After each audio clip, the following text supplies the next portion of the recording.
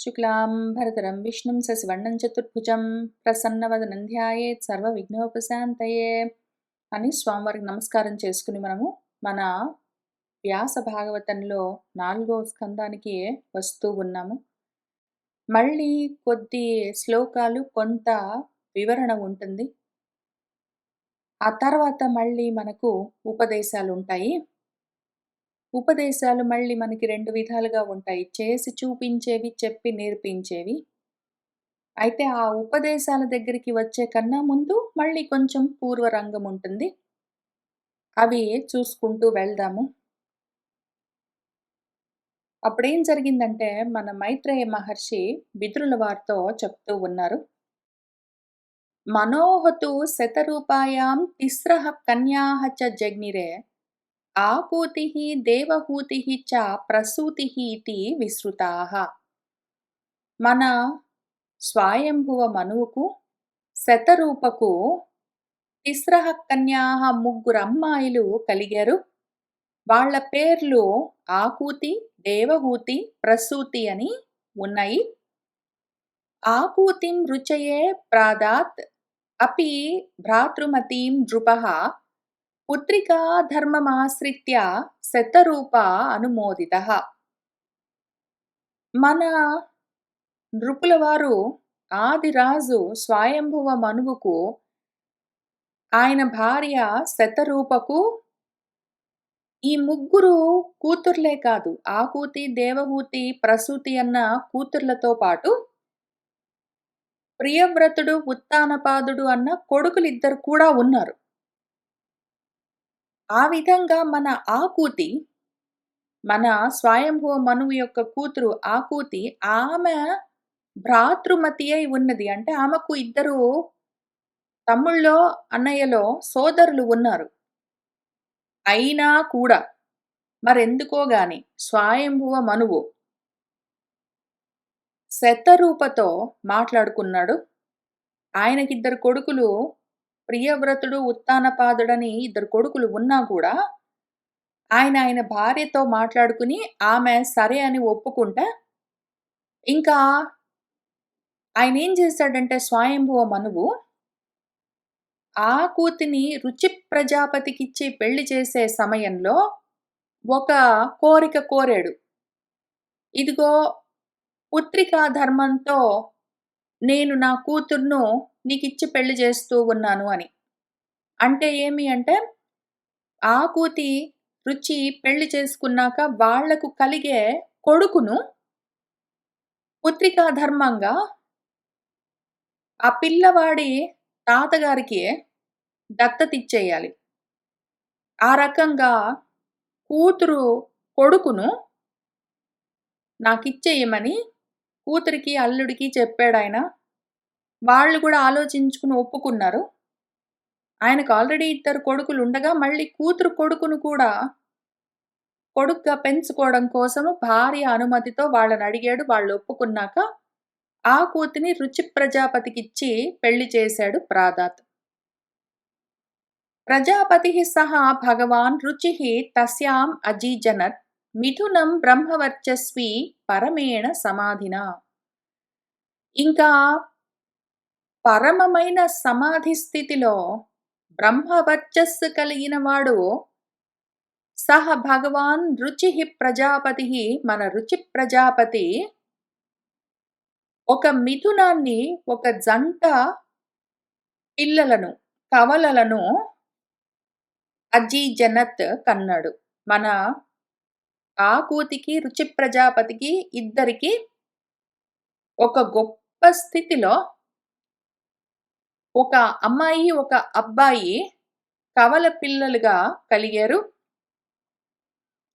యః తయోః పురుషః సాక్షాత్ విష్ణుః యజ్ఞస్వరూపధృక్ యా స్త్రీ సా దక్షిణా భూతేః అంశభూతా అనపాయిని.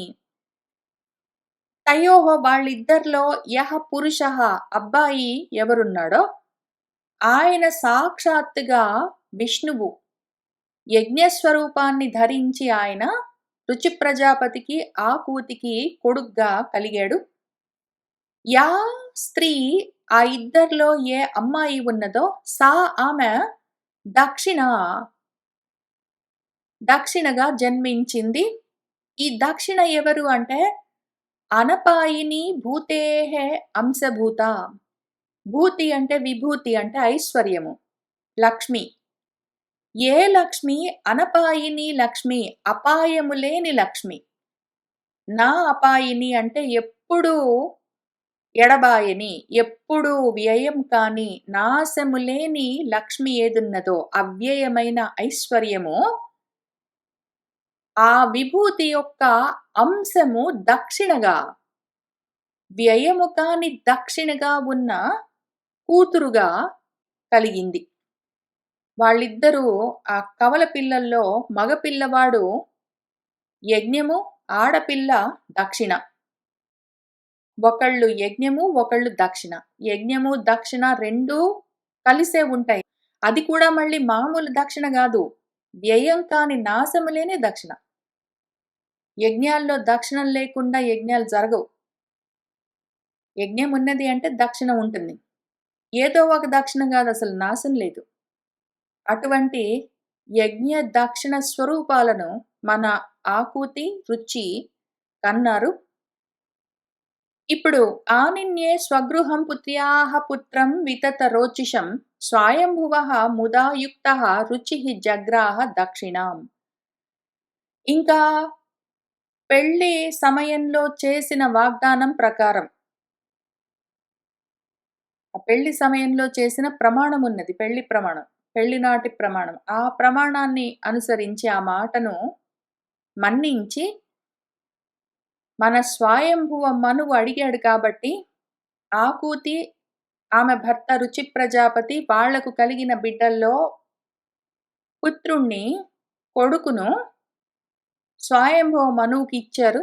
ఇంకా మన స్వయంభువ మనువు ముదాయుక్తః ఎంత సంతోషించాడో, ఆయన ఎంతో సంతోషంగా వితత రోచిషం, రోచిష్యులు ప్రకాశము, కళలు, కాంతులు వ్యాపిస్తూ ఉన్నాయి ఆ పిల్లవాడి నుంచి. అటువంటి వ్యాపిస్తూ ఉన్న ప్రకాశంతో ఉన్న అపుత్ర్యాః పుత్రం కూతురు కొడుకును తన స్వగృహానికి ఆనిన్యే తెచ్చుకున్నాడు ఎంతో సంతోషంగా. మన రుచి ప్రజాపతి ఆ దక్షిణ అన్న కన్యను జగ్రాహ పుచ్చుకున్నాడు. ఆమెను ఎంతో ముద్దు ముద్దుగా పెంచుకుంటూ ఉన్నాడు. తాం కామయానాం భగవాన్ ఉవాహ యజుషాం పతిః తుష్టాయాం తోషం ఆపన్నః అజనయత్ ద్వాదశాత్మజాన్. ఇంకా మన యజుషాం పతిః, యజుష్యులంటే మంత్రాలు, వేదాలు అని అర్థం ఉన్నది. ఇక్కడ మంత్రాలు, వేదాలు, యజ్ఞాలు వాటి యొక్క పతి, యజ్ఞపతి ఎవరున్నారో ఆయన భగవంతుడు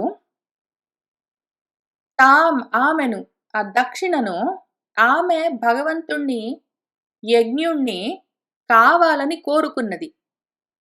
వాళ్ళిద్దరూ ఒకటేసారి కవల పిల్లలు కలిగారు వాళ్ళ అమ్మ నాన్నకి. కానీ అందులో మగపిల్లవాడిని స్వయంభువ మనువు తీసుకుని వెళ్ళి చిన్నప్పటి నుంచే పెంచుకున్నాడు. పుట్టగానే తీసుకుని వెళ్ళి పెంచుకున్నాడు.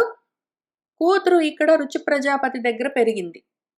తర్వాత వాళ్ళు పెద్దవాళ్ళు అయిన తర్వాత ఆ కూతురు దక్షిణ యజ్ఞుణ్ణి కావాలని కోరుకున్నది. ఆ విధంగా కోరుకున్న ఆమెను మన భగవంతుడు యజ్ఞుడు ఉవాహ వివాహం చేసుకున్నారు. ఇంకా ఆమె ఎంతో తుష్టిగా, సంతోషంగా ఉన్నది. మన యజ్ఞుడు కూడా తోషమాపన్నః ఎంతో సంతోషించాడు. వాళ్ళిద్దరు ఆ విధంగా పెళ్లి చేసుకున్న తర్వాత 12 ఆత్మజాన్ అజనయత్ 12 మంది పిల్లలను కన్నారు. వాళ్లకు 12 మంది బిడ్డలు కలిగారు. ఇట్లా జరుగుతుందా అంటే దానికి 2 రకాలుగా అర్థం చూద్దాము. చిన్నప్పటి నుంచి కలిసి పెరగకపోతే వేరు వేరు ప్రదేశాల్లో పెరిగినప్పుడు వాళ్ళు పెళ్లి చేసుకోవచ్చు అని ఒక శాస్త్రం ఉన్నది. మన చట్టాలు కూడా అటువంటి వాటిని అంగీకరించొచ్చు. నాకు ఎక్కువగా మన జ్యుడిషియల్ సిస్టమ్ గురించిన రూల్స్ తెలియదు. కానీ ఈ క్వెషన్ గురించే ఒక సినిమా కూడా ఉన్నది. అదేం సినిమానో నాకు ఆనంద భైరవి. ఆ సినిమా పేరు ఆనంద భైరవి. ఆ సినిమాలో రాగము ఆనంద భైరవి అన్న రాగంతో ఎన్నో పాటలవన్నీ ఉంటాయి. అయితే అందులో ఏమవుతుందంటే చిన్నప్పుడు వాళ్ళ కొడుకును వాళ్ళు చాలా శాస్త్రీయమైన సంప్రదాయ సంగీతంలో ఉన్నవాళ్ళు. వాళ్ళకొక కొడుకు కలుగుతాడు. కొడుకును డాన్స్ నేర్చుకోమంటే ఆయనకిష్టముండదు. కాబట్టి వేరే వాళ్ళ మేనమామ గారింట్లో ఉండి దూరంగా ఆయన అక్కడ పెరుగుతుంటాడు. కాలేజ్‌లో, స్కూల్‌లో జాయిన్ అయ్యి కాలేజ్‌కి వెళ్ళి అట్లా ఇంగ్లీష్ మీడియం చదువులనేది బడిలో చదువుకుంటుంటాడు. ఆయనకి డాన్స్ ఇష్టం లేదు. ఇంకా అందుకని ఈయన డాన్సరు. ఆయనేం చేస్తాడంటే, ఇంకొక వేరే ఒక అమ్మాయిని తెచ్చుకొని ఇంట్లో పెంచుకుంటాడు. ఆ అమ్మాయికి నాట్యం నేర్పిస్తాడు. కూతురుగా పెంచుకుంటాడు. అనుకోకుండా వాళ్ళిద్దరు పెళ్లి చేసుకోవాలనుకుంటారు. ఇంకా ఈయనకి పెద్ద ధర్మ సంకటము. ఎందుకు అంటే, ఆ పిల్లవాడు వాళ్ళ మేనమామ గారి దగ్గర పెరిగినా గూడా ఈయన కొడుకే. ఈ అమ్మాయిని ఎక్కడి నుంచో తీసుకొనొచ్చాడు. ఈయన ఇంట్లో కూతురుగా పెంచుకున్నాడు. కాబట్టి అన్నా చెల్లెళ్ళు పెళ్లెట్లా చేసుకుంటారని ఆయనకి ఎంత అవస్థ పడ్డాడో. ఆయన భార్య చెప్తుంది, "ఈ అమ్మాయిని నువ్వు తెచ్చుకొని పెంచుకున్నట్టే వాడిని నా అన్నయ్య తీసుకొనెళ్లి పెంచుకున్నాడు. వాళ్ళిద్దరూ ఒక చోట పెరగలేదు గాబట్టి ధర్మ విరుద్ధం గాదని" ఆమె చెప్తుంది. ఇంకా ఆ రకంగా నడుస్తుంది ఆ సినిమా. అందులో ఆయన ఎవరున్నారో కొడుకు వేరే చోట చదువుతున్నాడని ఇంకొక అమ్మాయికి నాట్యం చేయించిన ఆయన వాళ్ళ నాన్నగారున్నాడు. ఆయన కూడా ఇది ధర్మమే అని చెప్తాడు. కాబట్టి ఈ ధార్మికమైన చర్చ, ఈ విషయం గురించిన ధర్మ చర్చ అక్కడక్కడ జరుగుతూనే ఉంటుంది. అది ఒక విధంగా. రెండోదేంటి అంటే మరి ఎప్పుడైతే అప్పుడప్పుడే ఇంకా మొత్తం ప్రజలందరూ మొత్తం శాంతము రాలేదు. చాలా మంది బిలబిల, బిలబిల అనుకుంటూ లోకాలంతా పిల్లలున్నారంటే చాలా దగ్గర సంబంధము, బంధుత్వం, రక్త సంబంధం ఉన్న వాళ్ళని పెళ్లి చేసుకోకుండా ఉండాలి. అన్నా, చెల్లెళ్ళు వాళ్ళట్లా పెళ్లి చేసుకోకుండా ఉండాలని రూల్స్ పెట్టుకోవచ్చు. అప్పట్లో ఎక్కువ మంది పిల్లలు లేరు. కాబట్టి ఉన్న కొంతమందిలోనే వాళ్ళలోనే వాళ్ళు పెళ్లి చేసుకోవాల్సొస్తుంది. కాబట్టి అదొక విషయము. మూడోదేంటి అంటే అసలు వచ్చినవన్నీ అక్కడి నుంచే వచ్చిన రూపాలు. ఇప్పుడు ఇందాక నేను 'ఆనంద భైరవి' సినిమాలో చెప్పిన ఆ ఇద్దరు పిల్లలు. అబ్బాయి ఎక్కడో చదువుకున్నాడు. అమ్మాయి ఇక్కడ నాట్యం నేర్చుకుంది అంటే, వీళ్ళని గాదు. ఎవ్వరైనా సరే అక్కడ వాళ్ళిద్దరు పిల్లల దగ్గర నుంచి ఇక్కడ వీళ్ళిద్దరూ యజ్ఞుడు, మన దక్షిణ వరకు అన్నీ అక్కడి నుంచొచ్చిన రూపాలే. ఎక్కడి నుంచొచ్చాయి కొత్తగా? వచ్చినవన్నీ అక్కడి నుంచే వచ్చిన రూపాలు. కాపోతే టెక్నికల్లీ అన్నీ అక్కడి నుంచే వచ్చాయి. అన్ని అక్కలు, అమ్మలు, అన్నలు, తాతలు, బాబాయిలు, పిన్నులు, మరుదులు అన్నీ ప్రతి వాళ్ళకి అదే ఆత్మ సంబంధం ఉన్నది. కాకుండా పోయిందేమీ లేదు. నాలుగో రకంగా దాని అర్థం చూద్దాము. అసలు ఆత్మగా చూస్తే ఇన్ని లేను గూడా లేవు. ఉన్నదంతా ఒకటే. ఇప్పుడు ఇక్కడ చెప్తున్నదేమిరా అంటే, ఐదో ముఖ్యమైన కారణము. అసలు చెప్తున్నది నిజంగా మనుషులున్నారు. వాళ్ళిట్లా పెళ్ళిళ్ళు చేసుకున్నారు. అన్నలు, తమ్ముళ్ళు, అక్కలు, చెల్లెళ్ళని గాదు. ఇక్కడ చెప్తున్నది యజ్ఞమనున్నది. ఆ యజ్ఞంతో పాటు దక్షిణ ఉంటుంది. యజ్ఞము చక్కగా దక్షిణలతో సహా జరిగింది అంటే, ఆ చేసిన యజమానికి సంతోషం కలుగుతుంది అని ఈ రకంగా విషయం చెప్తూ ఉంటారు రూపాలుగా చూపిస్తూ. వీటిని ఇన్ని రకాలుగా అర్థం జేసుకోవాలి మనము. మన వ్యాసుల వారు ఇట్లానే ప్రతి దానికి రూపాన్ని తయారు చేస్తారు, నామకరణం జేస్తారు, కథ చెప్తూ ఉంటారు. అయితే వెంటనే వాళ్ళందరికీ నిజంగా ఫెమిలియల్ సంబంధాలు, ఫ్యామిలీ రిలేషన్‌షిప్స్ ఉన్నాయని చూసుకొని మనము ఇప్పటి కాలంలో జరుగుతున్న మన రూల్స్‌ని, చట్టాలను చూసుకొని మనము అప్పుడు చెప్తున్న మన వ్యాసుల వారు చెప్తున్న విషయంతో కనెక్షన్ చేసి చూసుకుంటూ కన్‌ఫ్యూజ్ గారదు. ఇక్కడ చెప్తున్నది మనం నేను ఎక్కడి నుంచి 'ఆనంద భైరవి' దగ్గర నుంచి సినిమాల దాకా అన్నీ చెప్తాను. కానీ ఏది చెప్పినా విషయం మాత్రం మన వ్యాసుల వారు చెప్తున్నదేంటి అంటే యజ్ఞమున్నది. యజ్ఞం అంటే దక్షిణలుంటాయి. యజ్ఞము దక్షిణలతో సహా జరిగింది అంటే సంతోషం కలుగుతుంది. ఆ సంతోషం ఎన్ని రకాలుగా కలుగుతుంది? 12 రకాలుగా కలుగుతుంది అని చెప్తున్నారు. అది చూసుకుంటూ వెళ్దాం. కాబట్టి మన యజ్ఞానికి, దక్షిణకు 12 రకాల ఆత్మజులు జన్మించాయి. పుత్రులు జన్మించారు. అవేమి అంటే సంతోషంగా జరిగింది గదా! యజ్ఞము. సంతోషము. ఇక్కడ సంతోషము, అక్కడ సంతోషం. అంతా సంతోషం. అంత సంతోషం ఉంటే కలిగేదేమి? అంతా సంతోషమే. ఎన్ని రకాల సంతోషం? అంతా సంతోషం అంటే 12 రకాల సంతోషం. చూద్దాం. తోషః, ప్రతోషః, సంతోషః, భద్రః, శాంతిః, ఇడస్పతిః, ఇద్మః, కవిః, విభుః, స్వహ్నః, సుదేవః, రోచనః, ద్విషట్. మొత్తం కలిపి 12. షట్ అంటే 6, ద్వి అంటే 2. 2 6ల 12. 12 రకాల వస్తువులు కలుగుతాయి. నిజంగా ఒక యజ్ఞము శాస్త్ర ప్రకారంగా జరిగిందంటే దాని వల్ల ఎన్నో రకాల మంగళాలు కలుగుతాయి. అవేంటి అంటే తోషము. దీన్ని యజ్ఞంగా ఎందుకు? కర్మగా చూద్దాం. కర్మగా. ఎందుకంటే మనందరము యజ్ఞాలు చేసే అవకాశం లేదు గదా! చేసామనుకోండి చేసేవాళ్ళ కోసము. చేయలేదనుకోండి కర్మలు చేస్తాం గదా! యజ్ఞాలుగా. ప్రతిదీ భగవద్ అనుగ్రహం కోసం, భగవత్ తృప్తి కోసం చేసే ఏ కర్మలున్నాయో అవన్నీ యజ్ఞాలు. భగవంతుడికి సమర్పణగా ఏ కర్మలు చేసినా అవన్నీ యజ్ఞాలు. కాబట్టి అటువంటి యజ్ఞాలు మనం ప్రతిరోజు చేస్తూ ఉంటాము. కర్మ ఒక మంచి పని చేశామనుకోండి. ఆ కర్మ యజ్ఞము. ఆ కర్మ చేయడానికి మరి దక్షిణలుంటాయి. ఇప్పుడు దానివల్ల ముందసలు ఒక ఆలోచనొచ్చిందంటే యజ్ఞం చెయ్యాలి, ఒక మంచి పని చెయ్యాలి అన్న ఆలోచన కలగ్గానే వెంటనే తోషం కలుగుతుంది మనకు. ఆ యజ్ఞము, ఆ పని చక్కగా జరుగుతూ ఉంటే గొప్ప తోషం కలుగుతుంది. అది చక్కగా పూర్తయిందంటే, ఒక మంచి పని చక్కగా పూర్తయింది అంటే, ఏ ఆటంకాలేవి లేకుండా ఇంక సంతోషం కలుగుతుంది. ఆ రకంగా చేద్దామన్న సంకల్పము, చేస్తూ ఉన్న సమయము, పూర్తయిన విధానము, వీటన్నిటిలో కలిగే సంతోషం వల్ల నాకేమొస్తుంది నేనా కర్మ చేస్తే? భద్రం కలుగుతుంది నాకు. భద్రత కలుగుతుంది. ఆ భద్రత వల్ల నాకు శాంతి కలుగుతుంది. దాంతో ఇడస్పతి, ఇడ అంటే ఇలా, భూమి అనర్థము, శరీరము, ఏదైనా సరే, గోవులు, వాక్కులు. ఇడ అంటే ఎన్నో అర్థాలున్నాయి. ఇడ అంటే ఇలా అని అర్థము. లడయోహో అభేదః అని ఇంకొక సూత్రం ఉంది. రళయోహో అభేదః లాగానే లడయోహో అభేదః. లా అన్న, డా అన్న ఒకటే. నోరు ఒక్కొక్కసారి లాని డా, డాని లా అని పలుకుతుంటుంది.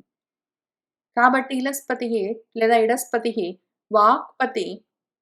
హవిస్ కూడా. ఇడ అంటే హవిస్ అని గూడా అర్థముంది. వీటన్నిటికి పతి. కాబట్టి అవన్నీ సంపూర్తిగా మనకు దక్కుతూ ఉంటాయి. మళ్ళీ ఇటువంటి కర్మలు చేయడానికి మనకు అవకాశాలొస్తూ ఉంటాయి. అదే పనిలో మనం చేయడానికి ఇత్వములు, ఇంధనాలు కావాలి. అవి కలుగుతాయి. మళ్ళీ చేయడానికి ఒక మంచి పని చేసాం, ఒక అన్నదానం చేశామనుకోండి. మళ్ళీ చేయడానికి అవకాశాలొస్తూ ఉంటాయి. అది చేయడానికి కావాల్సిన కవిహి జ్ఞానము. దానికి విభుత్వము, యజమానిగా ఉండి చేసే అవకాశము. అందుకోసము సుఅహ్నము, చక్కటి రోజు. ఏ రోజైతే అటువంటి మంచి సంకల్పం కలుగుతుందో, అటువంటివన్నీ మంచి రోజులు. చక్కటి పుణ్య దినాలన్నీ కలుగుతూ ఉంటాయి. దాంతో సుదేవము చక్కగా ప్రకాశంతో నిండుతూ ఉంటాడు ఆ కర్మలు చేస్తూ ఉన్నవాడు. ఆ ప్రకాశం లోపల నిండుతూ ఉంటే వాడు బయట అదే విధంగా కనిపిస్తూ ఉంటాడు. వాడిని చూస్తూ ఉంటే గూడా తెలుస్తూ ఉంటుంది. ఒక కర్మ దక్షిణలతో పాటు మనము శ్రద్ధగా ఆచరించామంటే ఇటువంటి 12 రకాల మంగళాలు, సుఖములు మనకు కలుగుతూ ఉంటాయి. అది ఆధ్యాత్మిక పరంగా. జనరల్‌గా కథాపరంగా యజ్ఞుడు, దక్షిణ అని ఇద్దరు పెళ్లి చేసుకున్నారు. వాళ్లకు తోషుడు, ప్రతోషుడు, సంతోషుడు, భద్రుడు, శాంతి, ఇడస్పతి, ఇద్ముడు, కవి, విభువు, స్వహ్నుడు, సుదేవుడు, రోచనుడు అని 12 మంది కొడుకులు కలిగారు. ఇప్పుడు తుషతాః నామతే దేవాః ఆసన్ స్వయంభువాంతరే మరీచిమిశ్రాః ఋషయః యజ్ఞః సురగణేశ్వరః. ఆ స్వయంభువ అంతరే, స్వయంభువ మన్వంతరంలో వాళ్ళందరూ ఈ 12 మంది తుషితాః నామ దేవాః ఆసన్. వాళ్ళు తుషితులు అన్న పేరుతో దేవతలుగా ఉన్నారు. 12 మంది దేవతలు వాళ్ళు తుషితులు వాళ్ళ పేర్లు. అదే కాలంలో అదే మన్వంతరంలో మరీచి మొదలైన ఋషులు కూడా ఉన్నారు. సప్తర్షులు. వీళ్ళందరికీ ఈ సురగణాలకు యజ్ఞుడే ఈశ్వరుడై ప్రభువై ఉన్నాడు. ఇప్పుడు ప్రియవ్రత ఉత్తానపాదౌ మనుపుత్రౌ మహౌజసౌ తత్పుత్ర పౌత్ర నప్తॄణాం అనువృత్తం తత్ అంతరం. ఆ అంతరంలో స్వయంభువ మన్వంతరంలో స్వయంభువ మనువుకి సొంతంగా ప్రియవ్రతుడు ఉత్తానపాదుడని మనుపుత్రులున్నారు. వాళ్ళు గొప్ప ఓజస్సుతో ఉన్నారు. వీళ్ళు కూడా పిల్లల్ని కంటూనే ఉన్నారు. వాళ్లకు పుత్రులున్నారు, పౌత్రులున్నారు, నప్తృలున్నారు. అంటే కొడుకులను పౌత్రులంటారు. కూతురు కొడుకులను నప్తృలంటారు. అట్లా ఆ విధంగా పుత్ర పౌత్రులతో పిల్లలు, వాళ్ళ పిల్లలు వాళ్ళతో అనువృత్తంగా ఆ మన్వంతరమంతా వ్యాప్తి చెందుతూ ఉన్నది. ఎందుకిదంతా చెయ్యాలి అంటే, స్వయంభవుడు మన బ్రహ్మదేవుడు ఆయన నుంచి మళ్ళీ ఇది గూడా ఇదే విషయము. స్వయంభువుడికి అంటే మన బ్రహ్మదేవుడి శరీరంలో నుంచే స్వయంభువ మనువు. ఎందుకంటే స్వయంభువుడి నుంచొచ్చినవాడు స్వయంభువుడు. స్వయంభువుడు ఆయన భార్య శతరూప గూడా ఎక్కడి నుంచొచ్చారు? బ్రహ్మగారి శరీరంలో నుంచే వచ్చారు. టెక్నికల్లీ వాళ్ళు కూడా కవల పిల్లలు. వాళ్ళిద్దరూ పుట్టగానే వెంటనే పెళ్లి చేసుకున్నారు అని రాశారు గదా మనకి. ఇంతకుముందు స్కందంలో. మన బ్రహ్మదేవుడు చాలా సృష్టులు చేసుకుంటూ వచ్చారు. ఏది పని చేయలేదు. రాక్షసులు, యక్షులు, అసురులు, వాళ్ళు, వీళ్ళు ఎవరెవరో కలుగుతూ వచ్చారు. ఎవ్వరు ప్రజా సృష్టిని ముందుకు తీసుకొని వెళ్ళలేదు. చివరికి ఆయన ఆలోచించుకుని, ఓహో! మనకొచ్చిన ప్రాబ్లమ్ ఏంటంటే, జంట ఉండాలి. ఒక ఆడ, ఒక మగ జంట ఉంటేనే గదా పిల్లలు కలిగేది అని ఆలోచించుకుని వీళ్ళిద్దరిని ముందు ఆయన కన్నారు. కనడం అంటే శరీరంలో నుంచి పుట్టడం అనే గాదు. కనడం అంటే చూడ్డం. ఆయన ఆలోచించుకునేసరికి వాళ్ళిద్దరూ కలిగారు. ఆ విధంగా వాళ్ళిద్దరు కలిగిన తర్వాత "ఏం చేయమంటావు నాన్నగారు" అని అడిగితే, "ప్రజావృద్ధి చెయ్యండి, ప్రజా సృష్టి చెయ్యండి" అంటే, "చేస్తాం గాని వాళ్ళెక్కడుంటారు" అని అడిగితే, అప్పుడే గదా వరాహమూర్తి అంతా వచ్చారు. అక్కడి నుంచి వస్తూ ఉన్నది మనకిదంతా కథ. ఆ మన్వంతరంలో కాబట్టి మన స్వయంభువ మనువు యొక్క జనకుడు, స్వయంభువుడు, బ్రహ్మదేవుడు ప్రజా సృష్టి చేయమని అడిగాడు గాబట్టి, ఆయనకు ప్రియవ్రతుడు, ఉత్తానపాదుడు, వాళ్ళ పుత్రులు, పౌత్రులు వాళ్ళందరితో కూడా ఆ మన్వంతరమంతా ప్రజా సృష్టులతో విస్తరిస్తూ ఉన్నది. పైగా ఆయన కూతురైన ఆకూతి రుచి ప్రజాపతికి కలిగిన యజ్ఞుడు, దక్షుడు వాళ్లకు కలిగిన పుత్రుల నుంచి కూడా ఆ మన్వంతరం నిండి ఉన్నది. కాక మళ్ళీ కర్దమ ప్రజాపతి, ఆయన భార్య దేవహూతి వాళ్ళకి కలిగిన 9 మంది కూతుర్లు, వాళ్ళు పెళ్లి చేసుకున్న ఋషులు వాళ్ళ వల్ల కూడా ప్రపంచమంతా వృద్ధి చెందుతూ ఉన్నది. ఈ రకంగా వాళ్ళ నాన్నగారు ఏ ఆదేశం చేశాడో స్వయంభువ మనువుకు, ఆయన భార్య శతరూప దాన్ని నెరవేరుస్తూ ఉన్నారు. కాబట్టి దేవహూతిం అదాత్ తాత కర్దమాయ ఆత్మజాం మనుః తత్సంబంధి శ్రుతప్రాయం భవతా గదతః మమ. ఓ తాత విదురా, మన మనువు స్వయంభువ మనువు ఆయన ఆత్మజ కూతురైన దేవహూతిని కర్దమ ప్రజాపతికిచ్చి పెళ్లి చేశాడు గదా ఆదాత్. తత్సంబంధి దానికి సంబంధించిన కథ మొత్తము మమ గదతః నేను చెప్తూ ఉండగా భవతా శృతప్రాయం మీరు విన్నారు కదా! ఆ కథంతా చెప్పాను.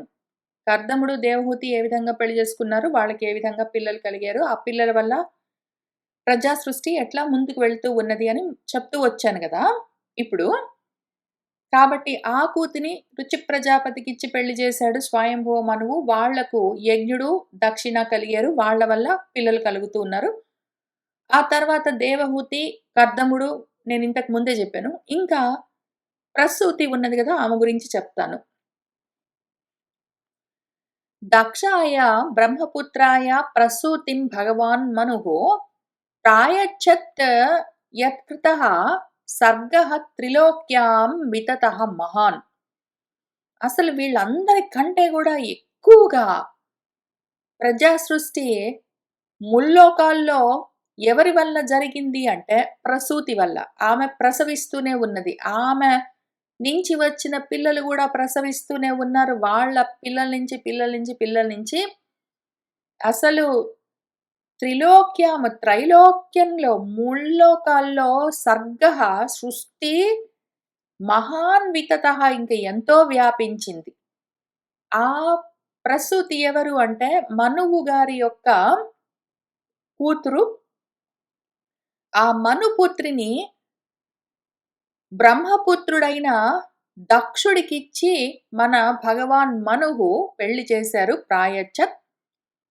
ప్రసూతికి, దక్షుడికి బిడ్డలు కలుగుతూ ఉంటే యత్కృతః ఏ కారణానికైతే మన దక్ష ప్రజాపతి ప్రసూతి వల్ల, వారి వివాహం వల్ల ముల్లోకాల్లో ఇంకా సృష్టి జరుగుతూనే ఉన్నది, విస్తరిస్తూనే ఉన్నది. యాః కర్దమసుతాః ప్రోక్తాః నవ బ్రహ్మర్షి పత్నయః తాసాం ప్రసూతి ప్రసవం ప్రోచ్యమానం నిబోధమే. వీళ్ళే కాక మళ్ళీ వీళ్ళు గూడా ఉన్నారు గదా! కర్దమ ప్రజాపతి, ఆయన భార్య దేవహూతి ఉన్నారు. వాళ్లకు యాః సుతాః కూతుర్లున్నారో, 9 మంది కూతుర్లని చెప్తాం గదా! వాళ్ళు బ్రహ్మర్షులకు పత్నులు. మన బ్రహ్మదేవుడే ఆ బ్రహ్మర్షులందరిని 9 మందిని తీసుకొనొచ్చి మన కర్దమ ప్రజాపతికి, దేవహూతికి చూపించి మీకిష్టమైతే వీళ్ళను వరులుగా మీ పిల్లలకి స్వీకరించండి అంటే వాళ్ళు సంతోషంగా పెళ్లిళ్లు చేశారు గదా! తాసాం ఇంక వాళ్లకు కర్దమ ప్రజాపతి కూతుర్లకు వాళ్ళ భర్తలు, వీళ్ళ అల్లుళ్లకు కలిగిన ప్రసూతి ప్రసవం వల్ల ఇంక పిల్లలు, వాళ్ళ పిల్లలు, వాళ్ళ పిల్లలు, వాళ్ళ పిల్లల వల్ల మొత్తం ప్రపంచమంతా సర్గలుగా, సృష్టులుగా విస్తరిస్తూ ఉన్నది. అది ప్రోచ్యమానం చెప్తూ ఉన్న మే నా నుంచి నిబోధ తెలుసుకో. వాళ్ళకి ఏ విధంగా బిడ్డలు కలుగుతూ ఉన్నారో చూడు. పత్ని మరీచేహతు కళా సుషువే కర్దమాత్మజ కశ్యపం పూర్ణిమానంచ యయోః ఆపూరితం జగత్. కర్దమాత్మజ, కర్దముడి ఒక కూతురు కళ అని ఉన్నది. ఆమెను మన కర్దముడు దేవహూతి మరీచి మహర్షికిచ్చి పెళ్లి చేశారు. మరీచి మహర్షి పత్ని అయిన మన కళ, ఆమె భర్త మరీచి మహర్షి, వాళ్ళిద్దరు కలిసి, మరీచి మహర్షి, కళ వాళ్ళిద్దరూ కశ్యపుడు అన్న ఒక కొడుకును, పూర్ణిముడు అన్న ఇంకో కొడుకును సుషువే కన్నారు. దాంతో వాళ్ళిద్దరి కొడుకులతో కశ్యపుడు, పూర్ణిమ అన్న వాళ్ళ వల్ల ఈ జగత్తు మొత్తము ఆపూరితం మొత్తం నిండిపోయింది. అసలు కశ్యప ప్రజాపతికి కలిగినంత మంది బిడ్డలు ఇంక వాళ్ళు వీళ్ళు అని కాదు. కశ్యప ప్రజాపతికి పైగా అదితి అని కూడా భార్యలున్నారు. దాన అని కూడా భార్య ఉన్నట్టున్నది. ఇంక వాళ్ళకి ఎంతమందో అసలు రాక్షసులు, అసురులు, నాగుల దగ్గర నుంచి, దానవుల నుంచి, దైత్యుల నుంచి అందరూ ఎంతమంది, ఎన్ని రకాల సృష్టిలో కశ్యప ప్రజాపతి వల్ల అదంతా కూడా చెప్తూ వస్తారు మన మైత్రేయ మహర్షి. మనకు కొంతవరకు ఇంతకుముందు తెలుసు కాబట్టి చెప్పుకుంటూ వచ్చాము. పూర్ణిములనున్నారు, ఆయన వల్ల కూడా ప్రజా సృష్టులు జరుగుతుంది. జగత్తంతా వీళ్ళ పిల్లల నుంచి, పిల్లల నుంచి, పిల్లల నుంచి వచ్చిన వాళ్ళ చేత నిండిపోయింది. ఇప్పుడు పూర్ణిమ అసూత విరజం విశ్వగంచ పరంతప దేవకుల్యాం హరేః పాదశౌచ్యాత్ అభూత్ సరిద్దివః. ఓ పరంతప విదురా, మన పూర్ణిమ ఉన్నారు గదా, ఎవరు? కర్దమ ప్రజాపతి కూతురు కళ. ఆమెకు ఆమె భర్త మరీచి మహర్షికి కలిగిన కొడుకు పూర్ణిముడు. ఆ పూర్ణిముడు అసూత ఎవరిని కన్నాడంటే విరజుడు, విశ్వగుడు అని 2 కొడుకులు. వాళ్లతో పాటే దేవకుల్య అన్న అమ్మాయి, ముగ్గురిని మన పూర్ణిముడు కన్నాడు. ఈ దేవకుల్య ఎవరు అంటే హరి యొక్క పాద శౌచమే దివహ సరిత్గా అభూత్, ఆకాశ గంగగా మారింది. మన పూర్ణిమ యొక్క కూతురే ఆకాశ గంగ అయ్యింది. అట్లానే అత్రేహ పత్ని అనసూయ త్రీన్ జజ్ఞే సుయససః సుతాన్ దత్తం దుర్వాససం సోమం ఆత్మేశ బ్రహ్మ సంభవాన్. అట్లానే అత్రి, అనసూయ వీళ్ళిద్దరికి, అత్రి ఆయన యొక్క పత్ని అనసూయ, వీళ్ళిద్దరికి ముగ్గురు కొడుకులు కలిగారు. వాళ్ళు సుయశసః, ఎంతో గొప్ప యశోమూర్తులు ముగ్గురు కలిగారు. వాళ్ళ పేర్లేమి అంటే దత్తుడు, దుర్వాసుడు, సోముడు. వీళ్ళు ఆత్మ ఈశ బ్రహ్మ సంభవాన్. ఆత్మ అంటే విష్ణువు, ఈశుడంటే శివుడు, బ్రహ్మగారు. బ్రహ్మ విష్ణు మహేశ్వరుల యొక్క అంశలుగా అత్రికి, అనసూయకు దత్తుడు, దుర్వాసుడు, సోముడు కలిగారు. విష్ణువంశగా దత్తుడు, శివాంశగా దుర్వాసుడు, బ్రహ్మాంశగా సోముడు ఉద్భవించారు అని మన మైత్రేయ మహర్షి చెప్తూ ఉంటే, ఇంతవరకు రాగానే విదురుడు ఒక ప్రశ్న వేస్తూ ఉన్నారు. ఆయన ఏమడిగారంట, అత్రేహ గృహే సురశ్రేష్టాః స్థితి ఉత్పత్తి అంతహేతవః కించిత్ చికీర్షవః జాతాః ఏతత్ ఆఖ్యాహి మే గురో. గురుగారు, ఆ సురశ్రేష్ఠులు, దేవతా శ్రేష్ఠులు, బ్రహ్మ విష్ణు మహేశ్వరులు స్థితి ఉత్పత్తి అంతహేతవః, సృష్టి స్థితి లయలకు కారణాలు గదా. స్థితి, ఉత్పత్తి అంటే సృష్టి, అంతము అంటే లయము. వీటికి వాళ్లే గదా కారణము. అటువంటి సురశ్రేష్ఠులే ఇప్పుడు ఎందుకండి మరి కించిత్ చికీర్షవః, ఏ కారణానికి, ఏ కోరిక వల్ల అత్రేహ గృహే, అత్రి మహర్షి యొక్క గృహంలో జాతాహ జన్మించారండి. ఎందుకండి ఆ ముగ్గురు త్రిమూర్తులు అత్రికి ఎందుకు జన్మించారండి? ఏం కోరుకుని, ఏ కారణానికి, ఎందుకు కలిగారు? ఏతత్ ఇదంతా మే ఆఖ్యాహి, గురువుగారు నాకు చెప్పండి అని ఆయన అడిగారు. అప్పుడు మైత్రేయ మహర్షి ఏం చెప్తున్నారంటే, బ్రహ్మణా నోదితః సృష్టౌ అత్రిః బ్రహ్మవిదాంబరః సహ పత్న్యా యయౌ వృక్షం కులాద్రిం తపసి స్థితః. ఒకానొక సమయంలో అనగనగా తపసి స్థితః, తపస్సు చేసుకుంటూ ఉన్న బ్రహ్మ విదాంబరః, బ్రహ్మవేత్తలలోనే శ్రేష్ఠుడైన అత్రి దగ్గరికి బ్రహ్మగారు వెళ్ళి ఒక కోరిక కోరాడు. ఒక పని అప్పజెప్పాడు. ఏం పని అంటే సృష్టౌ, ప్రజా సృష్టులు చెయ్యి అని అడుగుతుంటాడు ఆయన అందరినీ. అప్పుడు ఆ విధంగా బ్రహ్మణ నోదితః, బ్రహ్మగారి చేత ప్రచోదనం పొందినవాడై, బ్రహ్మగారు ఆ విధంగా సృష్టి చేయమని అడిగితే, ఇంకా మన అత్రి మహర్షి ఆయన భార్య అనసూయతో పాటు సహపత్న్య వృక్షం కులాద్రిం యయో, వృక్షం అన్న పర్వతం దగ్గరికి, కుల పర్వతం దగ్గరికి వెళ్ళాడు. వెళ్ళి అక్కడ చాలా తీవ్రమైన తపస్సు తపించాడు. తస్మిన్ ప్రసూన స్తబక పలాస అశోక కాననే వార్భిః స్రవద్భిః ఉద్ఘుష్టే నిర్వింధ్యాయాః సమంతతః. అక్కడ ఆ వృక్ష పర్వతంలో, ఆ వృక్షమన్న కులాద్రి పైన సమంతతః అంతటా నిర్వింధ్యాయాః ఉద్ఘుష్టమే వినిపిస్తూ ఉన్నది. అక్కడ నిర్వింధ్య అన్న ఒక నది ప్రవహిస్తూ ఉన్నది. ఆ జలపాతములో నుంచి స్రవద్భిః వార్భిః నీళ్లు జలజల ప్రవహిస్తూ ఉంటే, దాంతో ఆ చుట్టుపక్కలంతా శబ్దాలన్నీ వినిపిస్తూ ఉన్నాయి, ఆ జలపాతాల యొక్క శబ్దాలు. అక్కడ ఆ వృక్షమన్న పర్వతం పైన కాననము, కారడవి ఉన్నది. అది ప్రసూన స్తబకాలతో, పూల గుత్తులతో బాగా విరగబూసి ఉన్న పలాసలు, మోదుగ చెట్లు, అశోక చెట్లతో ఉన్నది. అటువంటి ఆ కుల పర్వతం పైన ఉన్న అడవిలో నిర్వింధ్య అన్న నది పక్కన మన అత్రి మహర్షి చాలా కాలం తపస్సు చేశారు. ఎట్లా అంటే ప్రాణాయామేన సంయమ్య మనః వర్షశతం మునిః అతిష్ఠత్ ఏకపాదేన నిర్ద్వంద్వః అనిల భోజనః.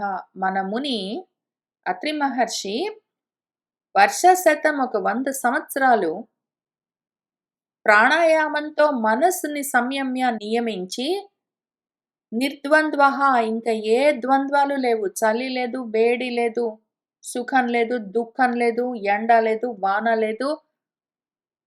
ఇంక ఏ రకమైన ద్వంద్వాలు, ఆకలి లేదు, దప్పిక లేదు. అన్నీ వదిలిపెట్టి అనిల భోజనః గాలి భోంచేస్తూ ఏకపాదైన ఒంటి పాదం పైన అతిష్ఠత్ నిలబడ్డాడు. ఆ రకంగా ఆయన తపస్సు చేసుకుంటూ వస్తూ ఉన్నాడు. శరణం తం ప్రపద్యేహం యః ఏవ జగదీశ్వరః ప్రజాం ఆత్మ సమాం మహ్యం ప్రయచ్చతు ఇతి చింతయన్. ఆయన ఆ విధంగా ప్రాణాయామం చేస్తూ ఒంటి కాలు పైన నిలబడి ఏమి ధ్యానం చేస్తూ ఉన్నాడు అంటే, ఆ జగదీశ్వరుడు యః అయం ఏ నేనైతే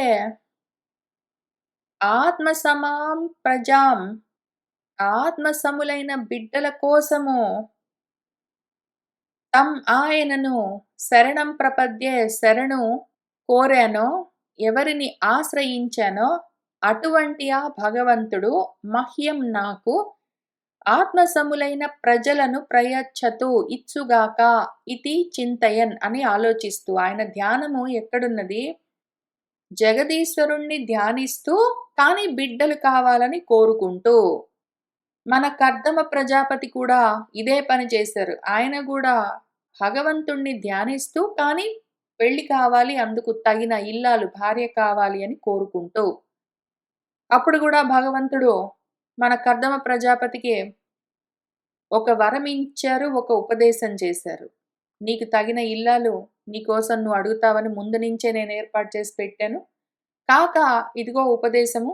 నువ్వు చేయవలసిన గృహస్థ కర్మలన్నీ పూర్తి చేసి మళ్ళీ ఆత్మస్థితికి చేరుకో అని చెప్పారు. ఇప్పుడు ఈయన గూడా అదే విధంగా అత్రి గూడా తీవ్రమైన తపస్సు చేసుకుంటూ, భగవంతుణ్ణి ధ్యానిస్తూ కోరుకుంటూ ఉన్నది బిడ్డలు కావాలని. అప్పుడేం జరిగిందంటే, ఎందుకంటే నేను ఇంత స్పెసిఫిక్‌గా చెప్పుకుంటూ ఉన్నానంటే, నా కోసం నేను గుర్తు చేసుకోవడం కోసం. భగవంతుడి దగ్గరికెళ్ళి మళ్ళీ ఏదో ఒకటి కావాలని అడగొద్దు. భగవంతుడి దగ్గరికి వెళ్ళిన తర్వాత ఇంకేది అడగొద్దు. ఇంక అదే మొత్తం హద్దు. ఇంక అదే మొత్తం హద్దు. అక్కడికి వెళ్ళిన తర్వాత ఇంక అదే కావాలి. ఇంక వేరేది వద్దు. కానీ అక్కడికి వెళ్లి ఇంకేదైనా కావాలని కోరుకుంటే మళ్ళీ ఇటు ప్రపంచంలోకొస్తాం. ఈ విషయం మర్చిపోకుండా ఉండడం కోసం మాటి మాటికి గుర్తు చేసుకుంటాను నేను. ఆయన శరణు వేడింది, ఆశ్రయించింది జగదీశ్వరుడిని. అక్కడే ఉండొచ్చు కదా! జగదీశ్వరుడు ఆశ్రయం ఇస్తే ఇంక దాని తర్వాత మళ్ళీ ఇంక అనాశ్రయాలన్నీ ఎందుకు? అనాత్మాశ్రయాలన్నీ. కానీ సరే. కాబట్టి నోట్ టు సెల్ఫ్ జాగ్రత్త కోసం భగవంతుడి దగ్గరికి వెళ్లి భగవంతుడిని ధ్యానిస్తూ ఇంకేదైనా కావాలని కూడా ధ్యానం చేస్తే, ధ్యాయతో విషయాన్ పుంసః సంఘహతేషు ఉపజాయతే అయిపోతావు మీనా జాగ్రత్త. భగవంతుడిని ధ్యానిస్తే భగవంతుడినే ధ్యానించు. భగవంతుడిని ధ్యానించి దానివల్ల ఇంకేదైనా కావాలని కోరుకోకు. కానీ మన కర్దమ ప్రజాపతి వేరేది కావాలని కోరుకుని కూడా మళ్ళీ భగవంతుడి దగ్గరికి వెళ్ళిపోయాడు. అత్రి మహర్షి ఏం చేస్తారో కూడా చూసుకుందాము. ఈ రకంగా భగవంతుడి దగ్గరికి వెళ్ళి కోరికలు కోరినా కూడా మళ్ళీ ఆ కోరికలు పూర్తయిన తర్వాత ఇంకా కొత్త కోరికలన్నీ కోరకుండా మళ్ళీ ఇక్కడికి రావడం ఎట్లా అని వీళ్ళు చూపిస్తూ ఉంటారు. చూసుకుంటూ వెళ్ళు మీనా. తప్యమానం త్రిభువనం ప్రాణాయామ ఏధసా అగ్నినా నిర్గతేన మునేః మూర్ధ్నః సమీక్ష ప్రభవః త్రయః. అప్పుడు ఆ విధంగా తప్యమానం తప్పిస్తున్నాడు. ఆయన తపస్సు అట్లా చేస్తున్నాడు. భయంకరమైన తపస్సు చేస్తున్నాడాయన. బిడ్డలు గావాలని తపస్సు చేస్తున్నాడు. కర్దముడైతే బిడ్డలు గావాలని ముందే కోరడానికి కుదరదు. ఎందుకంటే ఆయనకప్పటికి పెళ్లి గాలేదు. కాబట్టి ముందు భార్య గావాలి, తర్వాత బిడ్డలు గావాలి. ఇక్కడ అత్రి మహర్షికి ఆల్రెడీ పెళ్లయింది. ఆయనకి భార్య అనసూయ ఉన్నది. కాబట్టి భార్య కావాలి గాదు కోరిక. ఇప్పుడు బిడ్డలు గావాలని కోరిక. దాంతో ఆయన తపిస్తూ ఉన్నాడు. తపిస్తూ ఉంటే ఆ మునేహ మూర్ధ్నః, ఆ ముని అత్రి మహర్షి యొక్క శిరస్సులో నుంచి నిర్గతము బయటికొస్తూ ఉన్నది. ఏమి అంటే ప్రాణాయామం జేస్తూ ఆయన నిలబడితే ఒంటి కాలు మీద, ఆ ప్రాణాయామమే ఇంధనంగా ఆయన తలలో నుంచి అగ్నులు బయటికొచ్చి అవి ముల్లోకాలను తపింపజేస్తూ ఉన్నాయి. అటువంటి తపస్సుని చూసి ఆయన తలలో నుంచి అగ్నులన్నీ బయటికొస్తూ ఉంటే, ఆ వస్తూ ఉన్న అగ్నులు 3 లోకాలను కాల్చేస్తూ ఉంటే, అప్పుడు దాన్ని సమీక్ష చూసి ప్రభవః త్రయః, ముగ్గురు ప్రభువులున్నారు. బ్రహ్మ, విష్ణు, మహేశ్వరులని ముగ్గురు ప్రభువులున్నారు. 3 స్థితులకు, సృష్టి, స్థితి, లయలకు ప్రభువులైన ఈ ముగ్గురు ఈ మునిని చూసి, ఆ ముని తలలో నుంచి వస్తున్న అగ్నులు ముల్లోకాలను తపింపజేస్తూ ఉంటే అది చూసి వాళ్ళేం జేశారంటే, అప్సరో ముని గంధర్వ సిద్ధ విద్యాధరోరగైః వితాయమాన యశసః తదాశ్రమ పదం యయుః. వాళ్ళు బయలుదేరి వస్తూ ఉన్నారు. ఆ ముగ్గురు బయలుదేరి అత్రి మహర్షి దగ్గరికి వస్తూ ఉంటే, వాళ్ళ వెంట అప్సరోగణాలు, మునులు, గంధర్వులు, సిద్ధులు, విద్యాధరులు, ఉరగాలు అందరూ బయలుదేరొస్తూ ఉన్నారు. వీళ్ళ ముగ్గురి వెంట. వస్తూ ఊరికనే రావట్లేదు. ఈ ముగ్గురి యొక్క యశస్సును వాళ్ళు వితాయమానము వ్యాప్తి చేస్తూ, కీర్తిస్తూ వస్తూ ఉన్నారు. ఆ విధంగా అంగరంగ వైభోగంగా ఆ ముగ్గురు తత్ ఆశ్రమ పదం, మన అత్రి మహర్షి యొక్క ఆశ్రమ పదానికి యయుహు వచ్చారు. తత్ర ప్రాదుర్భావ సంయోగ విద్యోతిత మనః మునిః ఉత్తిష్టన్ ఏకపాదేన దదర్శ విభుదర్షభాన్. ఆయన కళ్ళు మూసుకుని చేసుకుంటున్నారో ఏమో ఆ మొత్తం తపస్సు. అయితే ఆ ముని ఆ విధంగా ఏకపాదేన ఉత్తిష్టన్, ఒంటి కాలు మీద నిలబడి తపస్సు చేసుకుంటూ ఉన్న ఆయన, ఈ విధంగా వీళ్ళు ముగ్గురు అక్కడికి వచ్చేసరికి తత్ ప్రాదుర్భావ సంయోగ విద్యోతిత మనాహ, వాళ్ళు సంయోగం కలిసొచ్చారు ముగ్గురు. సృష్టి స్థితి లయలకు ప్రభువులైన ఆ ముగ్గురు ఆ విధంగా ఒకటేసారి ప్రాదుర్భవించేసరికి విద్యోతిత ఆయన మనస్సంతా ప్రకాశంతో, విపరీతమైన విశేషమైన జ్యోతులతో నిండింది. మనసులో బాగా గొప్ప ప్రకాశం కనిపించింది. దాంతో ఆయన కళ్ళు విప్పి విభుదర్షభాన్ దదర్శ, ఆ విభుద శ్రేష్ఠులను, దేవతా శ్రేష్ఠులను చూశాడు. ఎదురుగా వీళ్ళు ముగ్గురు ఉన్నారు.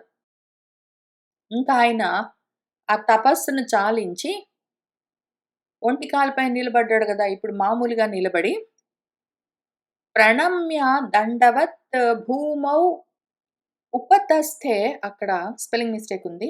అర్హణాంజలిః వృషహంస సుపర్ణస్థాన్ స్వైః స్వైః చిహ్నైః చ చిహ్నితాన్ కృపావలోకేన హసత్ వదనేన ఉపలంబితాన్ తత్ రోచిషా ప్రతిహతే నిమీల్య మునిః అక్షిణీ చేతః తత్ ప్రవణం యుంజన్ అస్తావిత్ సంహతాంజలిః శ్లేక్ష్ణయా సూక్తయా వాచా సర్వలోక గరీయసః. ఆ విభుద శ్రేష్ఠులను మన మహర్షి చూసి ఆయన ఏం చేశారంటే, ప్రణమ్య 2 చేతులతో నమస్కారం చేసి దండవత్ భూమౌ, ఏదో గడకర్రలాగా దండంలాగా ఆయన భూమి మీద పడిపోయి నమస్కారం చేశారు. దండ ప్రణామం చేసి అర్హణాలు పూజా వస్తువులు, పువ్వులు, పళ్ళు మొదలైనవన్నీ అంజలికి చేతుల్లో పట్టుకుని ఉపతస్తే వాళ్ళ దగ్గరికొచ్చి నిల్చున్నాడు. వాళ్ళెట్లా ఉన్నారు?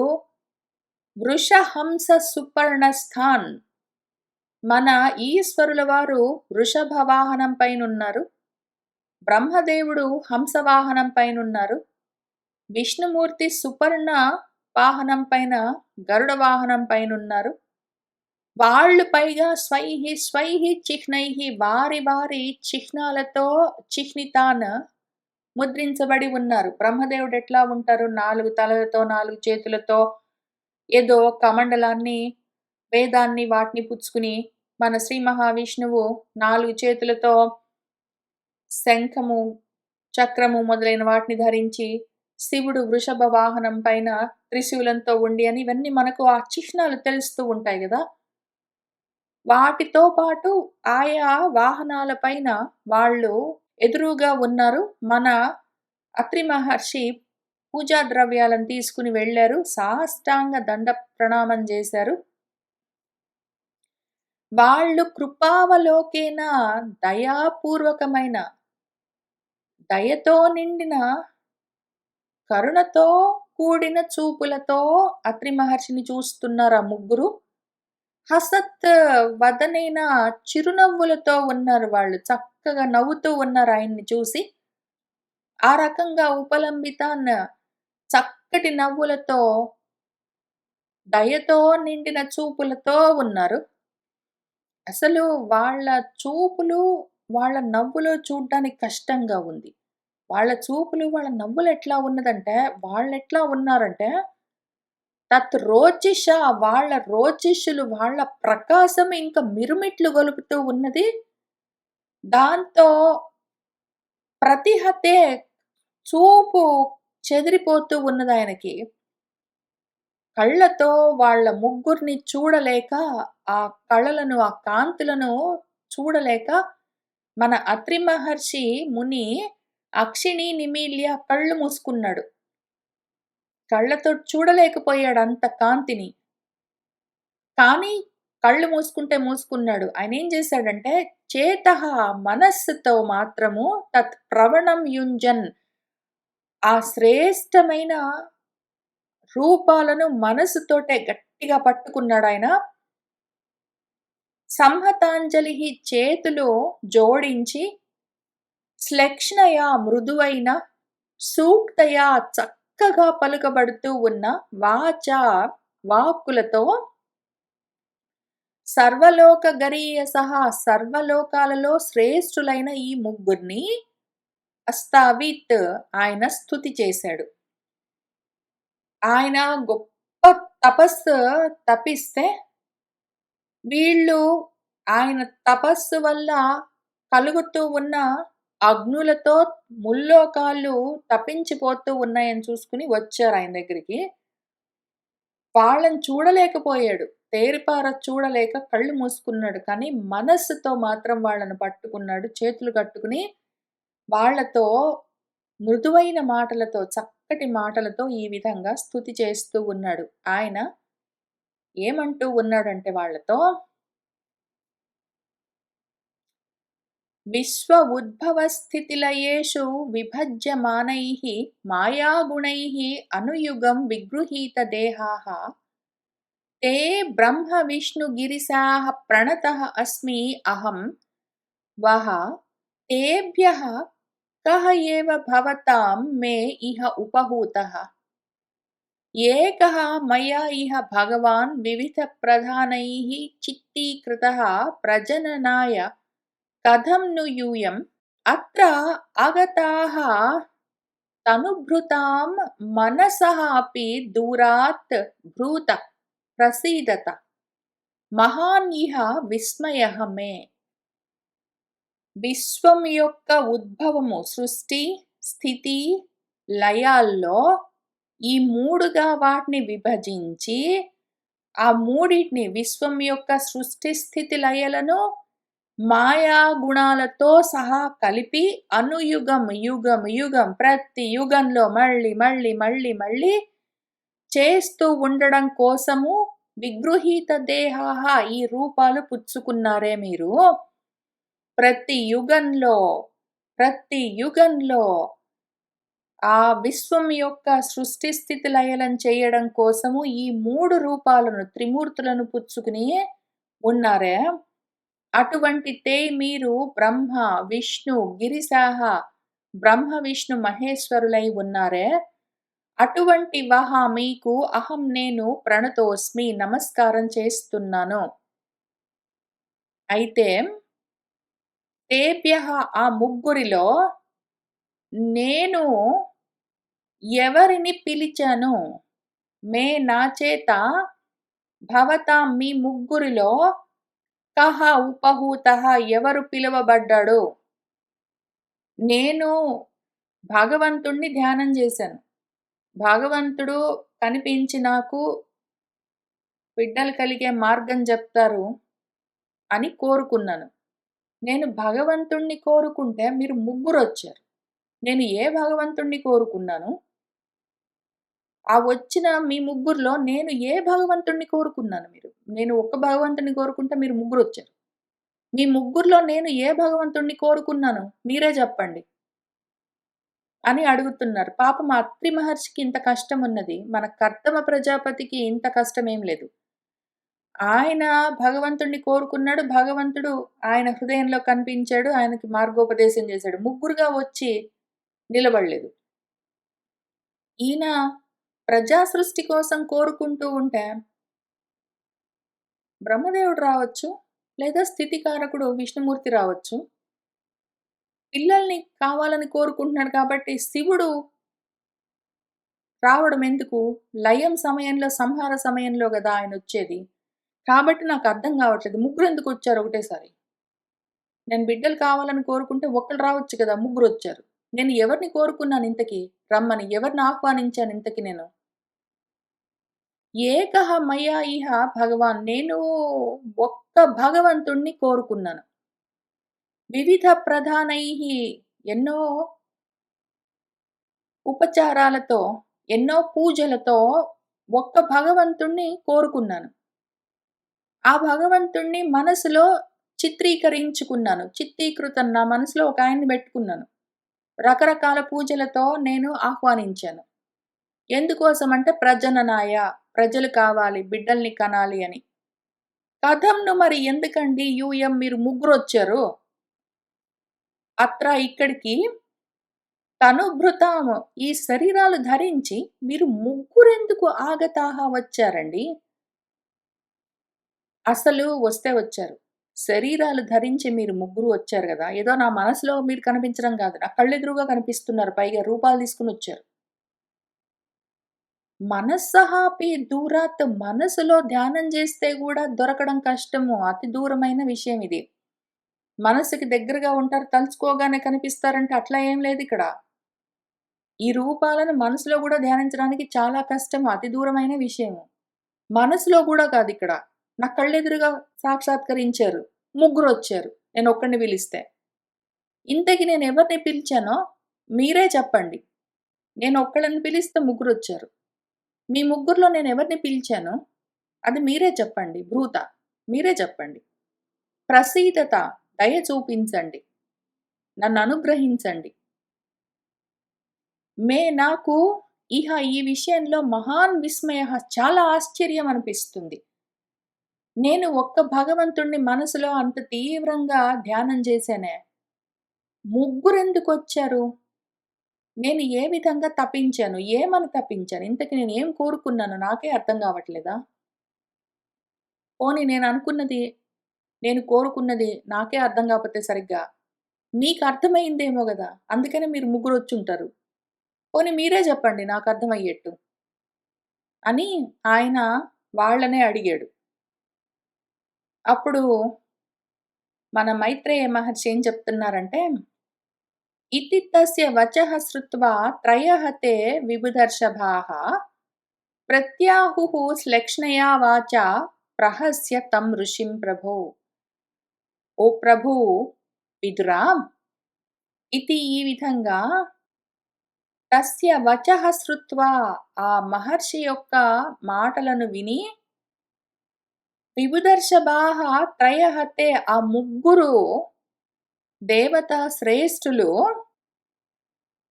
ప్రహస్య నవ్వారు. నేను ఒక్కడిని కోరుకుంటే మీరు ముగ్గురొచ్చారే, నేనెవరినండి కోరుకున్నది మీ ముగ్గురిలో అని ఆయనే అడుగుతుంటే నాకు ఆశ్చర్యం అనిపిస్తుంది. నేనేం కోరుకున్నానో నాకే అనుమానంగుందిప్పుడు. మీరే చెప్పండి అని ఆయన అడిగితే వీళ్ళకు నవ్వొచ్చింది. వాళ్ళు నవ్వుతూ శ్లక్ష్ణయా వాచా, మృదువైన మాటలతో, తం ఋషిం, ఆ ఋషితో, అత్రి మహర్షితో ఈ విధంగా ప్రత్యాహుః, వాళ్ళు బదులు పలుకుతూ ఉన్నారు. వాళ్ళేమంటున్నారంటే, నువ్వేం కోరుకున్నావో నీకదే కలుగుతుందయ్యా. యద్భావం తద్భవతి. నా అన్యథా, వేరేది జరగదు. నువ్వేం ధ్యానం చేశావో నీకదే కలుగుతుంది. నీ సంకల్పమేముందో దాన్ని బట్టే జరుగుతుంది అని వాళ్ళు ఇంక చెప్పడం మొదలుబెట్టారు. వాళ్ళేం చెప్తారు? ఆ తర్వాత మళ్ళీ మన అత్రి మహర్షి ఏమంటారు, ఏమి అని, ఆ తర్వాత ఏం జరిగిందన్న విషయం మళ్ళీ మనం వచ్చే వారం వచ్చి కూర్చొని చదువుకుంటూ ముందుకు వెళ్దాము. ఇవాల్టికి ఇక్కడికి ఆపుదాము. సర్వం శ్రీకృష్ణ పరబ్రహ్మ పాదారవిందార్పణమస్తు.